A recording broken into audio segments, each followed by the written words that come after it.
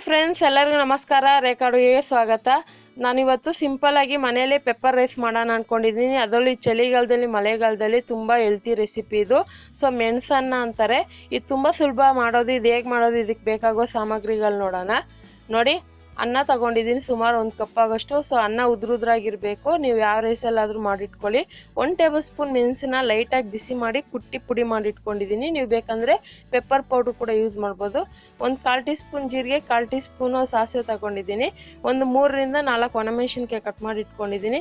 1 ಈರುಳ್ಳಿನ ಚಿಕ್ಕದಾಗಿ ಕಟ್ ಮಾಡಿ ಇಟ್ಕೊಂಡಿದ್ದೀನಿ. ನೋಡಿ, 2 ಹಪ್ಪಳ ತಗೊಂಡಿದ್ದೀನಿ. ಇದನ್ನು ಹಾಗೆ ಸುಟ್ಟಿಟ್ಕೊಂಡಿದ್ದೀನಿ ಗ್ಯಾಸ್ ಮೇಲೆ ನಾನು. ಮತ್ತು ಒಗ್ಗರಣೆಗೆ ಆಗೋಷ್ಟು ಕರಿಬೇವು, ಒಂದು ಅರ್ಧ ಟೇಬಲ್ ಸ್ಪೂನ್ ಕಡಲೆಬೇಳೆ, ಅರ್ಧ ಟೀ ಸ್ಪೂನು ಉದ್ದಿನಬೇಳೆ, ತುಪ್ಪ 1 ಟೇಬಲ್ ಸ್ಪೂನ್ ತಗೊಂಡಿದ್ದೀನಿ.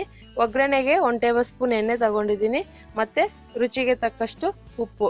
ಈಗ ಹೇಗೆ ಮಾಡೋದಂತ ನೋಡೋಣ. ನೋಡಿ, ಸ್ಟವ್ ಮೇಲೆ ಒಂದು ಬಾಣಲಿ ಇಟ್ಕೊಂಡಿದ್ದೀನಿ. ಬಾಣಲಿ ಬಿಸಿ ಆದಮೇಲೆ ತುಪ್ಪ ಹಾಕ್ತಾಯಿದ್ದೀನಿ ಮತ್ತು ಎಣ್ಣೆನೂ ಯೂಸ್ ಮಾಡ್ತಾಯಿದ್ದೀನಿ. ನಿಮಗೆ ಬೇರೆ ಎಣ್ಣೆಲಿ ಮಾಡೋದಾದರೆ ಮಾಡಿ, ಇಲ್ಲ ತುಪ್ಪ ಕೂಡ ಯೂಸ್ ಮಾಡ್ಬೋದು. ತುಂಬ ಚೆನ್ನಾಗಿರುತ್ತೆ ತುಪ್ಪ ಹಾಕಿದ್ರೆ. ಸೊ ಇದು ಚೆನ್ನಾಗಿ ಕಾದ್ಮೇಲೆ ಇದಕ್ಕೆ ಕಡಲೆಬೇಳೆ ಉದ್ದಿನಬೇಳೆ ಹಾಕ್ಕೊಳ್ಳೋಣ. ಮೀಡಿಯಮ್ ಫ್ಲೇಮಲ್ಲಿ ಇಟ್ಕೊಂಡು ನಿಧಾನಕ್ಕೆ ಫ್ರೈ ಮಾಡ್ಕೊಳ್ಳಿ. ಈ ಪೆಪ್ಪರ್ ರೈಸ್ನ ನೀವು ಈ ಚಳಿಗಾಲದಲ್ಲಿ ಮಳೆಗಾಲದಲ್ಲಿ ತಿಂದರೆ ತುಂಬ ಚೆನ್ನಾಗಿರುತ್ತೆ.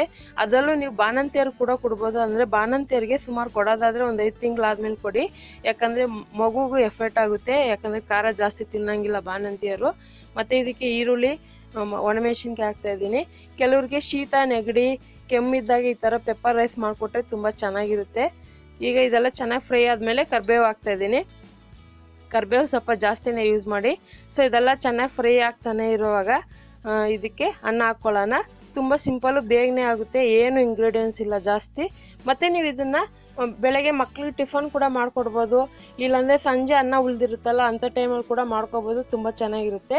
ಈಗ ಅನ್ನ ಹಾಕಿದ್ಮೇಲೆ ಅದಕ್ಕೊಂದು ಸ್ವಲ್ಪ ಉಪ್ಪು ಹಾಕಿದ್ದೀನಿ. ಮೆಣಸನ್ನ ಆದಷ್ಟು ಫ್ರೆಶ್ ಆಗಿ ಕುಟ್ಟಿ ಪುಡಿ ಮಾಡ್ಕೊಳ್ಳಿ, ಚೆನ್ನಾಗಿರುತ್ತೆ. ಸೊ ಪೆಪ್ಪರ್ ಪೌಡ್ರಿಗಿಂತ ಇದೇ ಬೆಸ್ಟು. ನಾನು ಹೇಳ್ದಾಗೆ ಪೆಪ್ಪರ್ ಪೌಡ್ರ್ ಅಂದರೆ ಫುಲ್ಲು ಅನ್ನ ಫುಲ್ಲು ಆಗುತ್ತೆ, ಚೆನ್ನಾಗಿರಲ್ಲ ತಿನ್ನೋಕ್ಕೆ. ಇವಾಗ ನಾನು ಹಪ್ಳ ಹಾಕ್ತಾಯಿದ್ದೀನಿ. ಹಪ್ಳ ಹಾಕ್ತಾ ಇರೋದ್ರಿಂದ ಡಿಫ್ರೆಂಟ್ ಆಗಿರೋ ಟೇಸ್ಟ್ ಇರುತ್ತೆ. ತಿನ್ನೋವಾಗ ಒಂದೊಂದು ಪೀಸ್ ಹಪ್ಳ ಸಿಗುತ್ತೆ. ಸೊ ಹಪ್ಳ ನಾನು ಎಣ್ಣೆಲಿ ಕರೆದಿಲ್ಲ, ಹಾಗೆ ಸುಟ್ಕೊಂಡಿದ್ದೀನಿ ಗ್ಯಾಸ್ ಮೇಲೆ. ನೀವು ಬೇಕಾಗಿಲ್ಲ ಅಂದರೆ ಹಾಗೆ ಎಣ್ಣೆಲಿ ಕರೆದಿಟ್ಕೊಂಡು ಸೈಡ್ ಡಿಶಾಗಿ ಕೂಡ ತಿನ್ಬೋದು. ತುಂಬ ಚೆನ್ನಾಗಿರುತ್ತೆ. ಈಗ ಇದು ರೆಡಿಯಾಗಿದೆ. ಇದನ್ನು ನಾನು ಒಂದು ಸರ್ವಿಂಗ್ ಪ್ಲೇಟಿಗೆ ಸರ್ವ್ ಮಾಡ್ತಾಯಿದ್ದೀನಿ. ಇದನ್ನು ಬಿಸಿ ಬಿಸಿಯಾಗೇ ತಿನ್ನೋಕೆ ಕೊಡಿ, ತುಂಬ ಚೆನ್ನಾಗಿರುತ್ತೆ. ನಾನು ಹೇಳ್ದಂಗೆ ಇದು ಹಪ್ಳ ಜೊತೆಗೆ, ಇಲ್ಲಾಂದರೆ ಏನಾದರೂ ಮಿಕ್ಚರ್ ಚಿಪ್ಸ್ ಜೊತೆಗೆಲ್ಲ ಸೂಪರಾಗಿರುತ್ತೆ ಕಾಂಬಿನೇಷನು.